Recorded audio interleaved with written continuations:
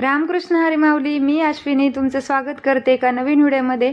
तर आज ना मला थोडं बाहेर जायचं होतं, म्हणजे सकाळी लवकर निघायचं होतं आणि दुपारी पण मला थोडं उशीरच होणार होता यायला.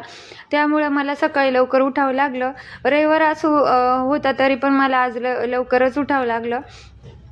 केस वगैरे धुवायची होती आणि पूर्ण स्वयंपाक पण मला करून जायचा होता. कसं दुपारी उशिरा आल्यावर कधी करायचा आणि अभि आणि भक्तीला पण सुट्टी होती आणि यांना पण दुकानावर जायचं होतं. त्यामुळं म्हटलं सर्व स्वयंपाक करूनच जावं. तर सकाळी मी ना लवकर उठून केस वगैरे धुवून घेतली. केस धुवायला जरा उशीरच होतो म्हणून म्हटलं चला 15-20 मिनटं लवकर उठलं तर काय झालं, आणि पूर्ण स्वयंपाक पण करायचा होता मला. मी काय केलं होतं, रात्रीच ना कांद्याची पात वगैरे साफ करून ठेवली होती आणि चण्याची डाळ पण आहे ना रात्रीच भिजत घातली होती. तर भाजी वगैरे फोडणीला दिली, एकीकडं कुकर लावला आणि एक साईडला आहे ना मी काय केलं, अभिला पनीर भुर्जी आवडते ना, तर त्याच्यासाठी पनीर भुर्जी केली होती. आणि कांद्याची पात तर तो अजिबातच खात नाही, त्याला अजिबात आवडतच नाही. त्यामुळे म्हणलं आता त्याच्यासाठी पनीर भुर्जी करते. आणि पीठ पण मी उठल्याच मळून ठेवलं होतं, म्हणजे कसं बाकीचे सर्व आवरतपर्यंत म्हटलं पीठ पण भिजून जाईल, म्हणजे चपात्या पण व्यवस्थित होतील. तर कुकर वगैरे झाला, डाळ पण फोडणीला दिली आणि सर्व काही घाईघाईत चाललं होतं माझं, कारण मला 8 वाजताच घराच्या बाहेर निघायचंच होतं. चपात्या वगैरे सगळं करायला घेतल्या आणि म्हटलं आता बाकीचं तर झालंच सगळं, फक्त देवपूजा राहिली होती. म्हटलं चपात्या करून घेते आणि मग देवपूजा करून घेते. तर आता पनीर भुर्जी तर मी रात्री करणार होते, पण त्याला विचारलं तर तो रात्रीच बोललेला मी अजिबात कांद्याची पात वगैरे काही खाणार नाही. मग त्याच्यासाठी पनीर भुर्जी मला करावीच लागली. चपात्या सर्व लाटून घेतल्या, केस वगैरे सुके केले, माझं पण आवरून घेतलं मी.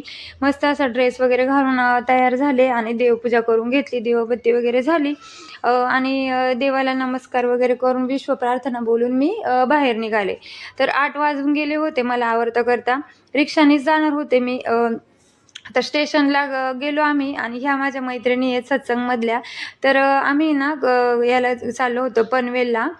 स्वानंद योग क्लास म्हणजे कोर्स लेवल 1चा करायचा होता मला. आणि एवढा भारी अनुभव होता ना की काय सांगू. सद्गुरूंचे विचार, सद्गुरूंचं मार्गदर्शन एवढं भारी आहे ना की विचारताच सोय नाही.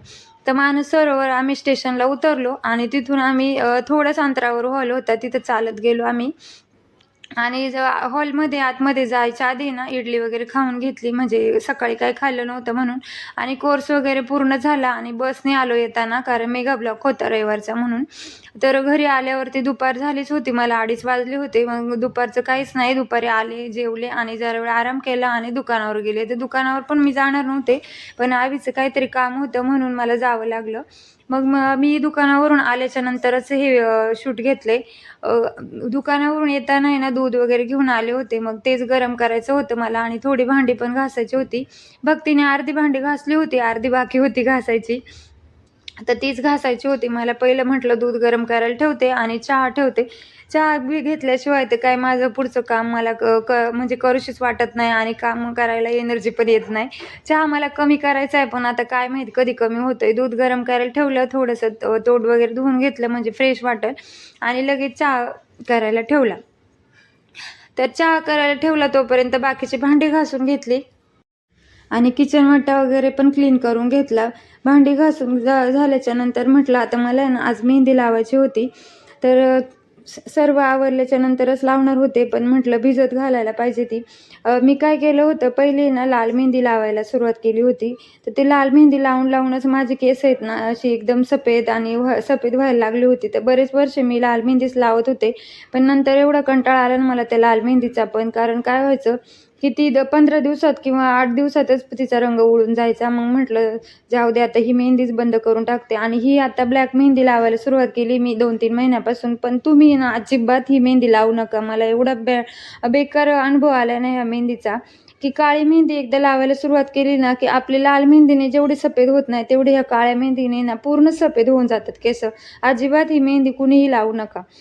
मला मला अजिबातच ही आवडत नाही, पण आता माझ्याकडे पर्याय नाही. मला हीच मेहंदी लावायला लागणार. कारण काय होतं, काळी मेहंदी लावली ना, की सुरुवातीपासून म्हणजे एकदम खालपासूनच सफेद व्हायला सुरुवात होते केसांना आणि ते नंतर मग लाल मेहंदी लावा किंवा तुम्ही काही करा.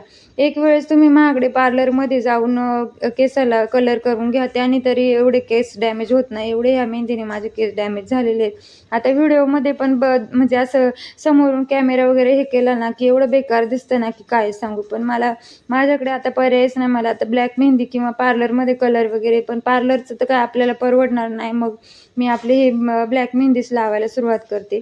तर मेहंदी ना कोमट पाण्यात थोडी भिजत घालायची होती. ती भिजत घातली आणि लगेच रात्रीच्या स्वयंपाकाला लागले. स्वयंपाक असा विशेष काय मला जास्त करायचाच नव्हता, कारण सकाळची भाजी पण थोडीशी होती आणि अभिला विचारलं तर तो म्हटला, "मी भाकर काही खाणार नाही." आणि भक्ती पण रात्रीची काय एवढी भाकर खात नाही, ती भातच खाणार होती. मग काळ्या वालाचे ना शेंगा आणल्या होत्या, मी त्या सोलून घेतल्या आणि हिरव्या मिरचीचं वाटण बनवते मी त्याला. तर ते पहिलं ना घुगऱ्या हे केल्या, कुकरला लावल्या आणि मग हे वाटण करून घेतलं कालवणासाठी. तर तुम्ही आता काय म्हणता काय माहिती, मी तर अजूनपर्यंत कुठंच ऐकलेलं नाही की कालवण म्हणतात म्हणजे भाजीला. आता कसं डाळीचं वगैरे केलं ना, की उडदाची डाळ किंवा अशी चण्याची डाळ किंवा आपण वरण करतो त्याला वरण म्हणतो आणि डाळीचे जर हे केलं तर आमटी म्हणतो. तर तुम्ही काय म्हणता हे नक्की मला सांगा कमेंटमध्ये. तर मी तर आता प्रत्येक ठिकाणी म्हणजे रस्सा भाजी केली तरी त्याला भाजीच म्हणतात आणि सुक्या भाज्या केल्या तरी ते भाजीच ऐकलेलं आहे मी. पण आमच्या इकडे ना लहानपणापासून मी ऐकत आलेली आहे, की असे जी रस्सा भाजी असते त्याला कालवण म्हणतात. तर आमच्याकडे तर कालवणच म्हणतात. मग तुम्ही मला सांगा तुमच्याकडे काय म्हणतात ते. तर रात्रीच्या आहे ना आमच्या भाकऱ्या असतात, त्याच्यामुळे रस्सा मला म्हणजे असं पातळच कालवण लागतं. त्यामुळे मी ना थोडंसं पातळच केलं होतं. तुम्हाला जसं पाहिजे तसं तुम्ही ते घट्ट पातळ ठेवू शकता. पण एवढं छान लागतं ना भाकरीबरोबर हे कालवण, की काय सांगायचं. कालवण फोडणीला वगैरे दिलं, त्याला एक उकळी घेतली, तोपर्यंत मेहंदी लावून घेतली आणि सकाळचे ना माझे कपडे पण धुवायचे बाकी होते, ते पण धुवून घेतले आणि म्हटलं आता चला पहिले ना भाकरी करून घेते आणि मग नंतर केस धुते. सर्व भाकरी वगैरे करून घेतल्या आणि मग म्हटलं आता आहे ना सकाळी किचन ओटा मी एवढं काही क्लीन केला नव्हता व्यवस्थित, कपड्यांनीच पुसून घेतला होता. तर तो आहे ना मला पूर्ण घासून चकाचक करायचा होता, म्हणजे सकाळी उद्या कसं सोमवार आहे आणि सकाळी मला फ्रेश असं किचन दिसायला पाहिजे, म्हणजे आपले मन पण प्रसन्न होतं. म्हणून म्हटलं आता भाकरी झाल्या ना की पहिलं सगळं गॅस वगैरे घासून मस्त असं पूर्ण पाणी ओतूनच मी घासून घेते. मग सकाळची भाजी वगैरे पण होती गरम करायला, ती गरम करून घेतली. भात पण गरम करून घेतला आणि मग किचन ओटा सगळं घासायला सुरुवात केली. तर मला केस तर धुवायचीच होती. म्हटलं पहिले ना किचन ओटा घासून घेते, पाणी गरम करायला ठेवते आणि मग नंतर हे करते काय केस वगैरे धुवून घेते. नंतर मग केस धुवून झाल्याच्या नंतर जेवणार होते. कारण असं म्हणतात ना, की अंघोळीच्या नंतर जेवायचं नसतं, अंघोळीच्या आधी जेवायचं नसतं, सॉरी, अंघोळ झाल्याच्या नंतर जेवायचं असतं. म्हणून म्हटलं आता पहिलं किचन ओटा साफ झाला ना, की मग पाणी गरम करायला ठेवते. तर व्हिडिओ कसा वाटला तुम्ही मला नक्की सांगा. आजच्या व्हिडिओमध्ये माझी जरा जास्तच बडबड झाली असं मला वाटते आणि काही चुकलं असेल तर तुम्ही मला हेच सांगायला कमेंट करा. व्हिडिओ आवडले असेल तर चॅनलला सबस्क्राईब करा आणि लाईक नक्की करा. पाणी गरम करायला ठेवलं आहे मी. आता अंघोळ करून घेते, केस स्वच्छ धुवून घेते. व्हिडिओचा शेवट मी इथंच करते.